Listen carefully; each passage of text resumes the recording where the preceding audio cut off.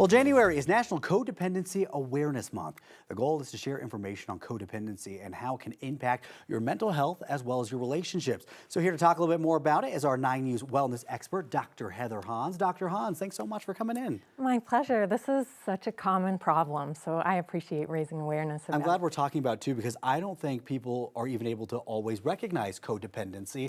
First of all, help us understand what it is. Sure. So codependency is a trait. It's not a disorder, and it really prevents people from having fulfilling, healthy relationships. And it usually involves coming from a family where addiction, any type of addiction, was present, or neglect or abuse. And what it causes is a person to do anything to please or rescue or help another person, kind of at their own expense. It's a way for them to try to get self-esteem and love by being needed. And the problem with that is that, you know, we get our self-esteem by taking care of ourselves. Yeah. And love and care is more about empowering people rather than enabling them. So people with codependency end up giving at their own expense, and then they end up with chronic anxiety, shame, and guilt because of it. Can you give me an example of what codependency might look like in the real world for us? Sure. So you do actually happen to see a lot of people in helping professions that have codependent tendencies. You could see someone in a relationship with someone who has a substance abuse issue or even some kind of mental illness. So they are trying to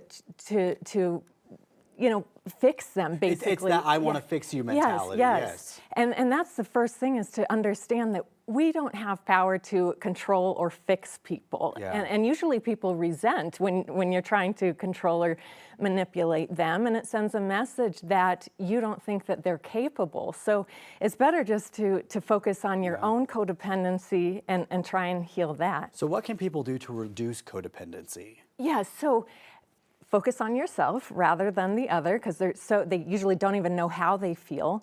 A second thing, very important, is to set and maintain boundaries, because people with codependence have this exaggerated sense of responsibility for others, and they often stay in a relationship for years that may be damaging because they're so scared of being alone or rejected or abandoned. So you have to understand what your needs are, communicate them, and then follow through and let the chips fall where they may. Yeah. And then last thing, I know you and I have talked about this, is to know your attachment style, because 1 out of 2 people has what's called an insecure attachment style formed in their first few years of life that makes relationships very difficult.